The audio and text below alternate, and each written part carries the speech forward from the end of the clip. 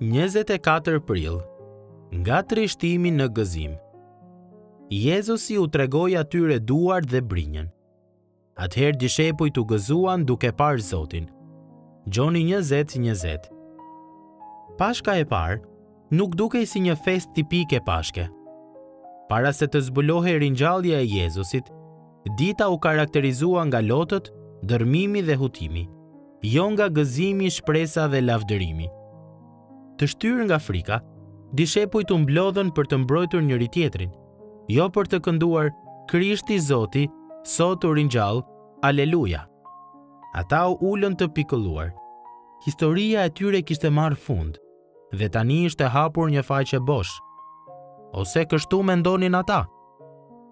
Bibla nuk përpiqet ta mohoj dhe as ta idealizoj pikëllimin që ndihen ndjekësit e Krishtit pas shkryqëzimit të tij.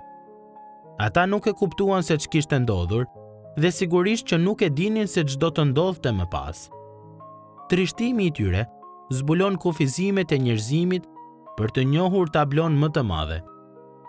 Pavarësisht nga profecitë e beslidhjes së vjetër dhe faktit që Jezusi e paratha vdekjen e tij, Marku 8:31, 9:31, 10:33 deri në 34. Tek Ungjilli sipas Gjonit, na thuhet se ata ende nuk e merrnin vesh shkrimin që ai duhej të ringjallej prej së vdekurve. Gjoni 20:9. Ata nuk e kuptuan se kur Jezusi tha që nga kryqi është kryer, 19:30, ai nuk po shprehte humbjen, por po shpallte fitoren. Kjo fitore do të thoshte ringjallje. Dhe ndërsa shpëtimtari i ringjallur erdhi te dishepujt në errësirën, frikën dhe trishtimin e tyre, ai solli transformim. Mosbesimi i tyre u kthye në besim dhe trishtimi i tyre në gëzim. Ky gëzim ishte i rrënjosur në faktin që ata e kuptuan se Jezusi ishte ringjallur prej të vdekurve. Besimi dhe ardhmja e tyre u rikthyen dhe u rrënjosën në këtë realitet të mrekullueshëm. Errësira e dëshpërimit të tyre e bëri edhe më të lavdishme dritën e ringjalljes. Nëse jeni duke kërkuar një perëndi që thjesht ju gëzoj, nuk duhet të kërkoni perëndinë e Biblës. Ai na gëzon më shumë se kushdo apo çdo gjë tjetër, por ai shpesh e fillon duke na trishtuar.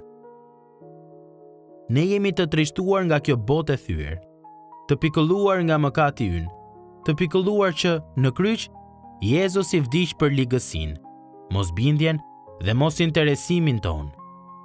Vetëm përmes një dhimbjeje të tillë mund ta kuptojmë plotësisht gëzimin që vjen kur llogaria jonë është shlyer, borxhi ynë është paguar dhe padrejtësitë tona janë falur.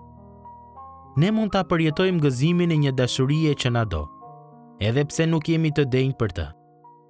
Të një dashurie që na do, edhe atëherë kur nuk duam të dëgjojmë. Ç'lloj dashurie është kjo? Është dashuria e Perëndisë për burrat dhe gratë, për ty dhe mua.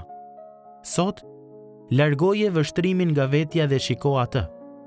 Kjo është dashuria, dhe atëherë kur e dim se na tregohet dashuri në këtë mënyrë, ne jemi në gjendje për të parë shërimin në lëndim dhe ai trishtim mund të jetë toka në të cilën rritet gëzimi i përjetshëm. Për cilën pjesë të jetës sate, ndoshta një pjesë e mbushur me dhimbje, keqardhje ose ankth, ke nevojë që ta dëgjosh këtë sot? Mbaj mend se pavarësisht se çfarë mund të jesh duke përjetuar, mbetet e vërtet që Krishti, Zoti u ringjall. Aleluja.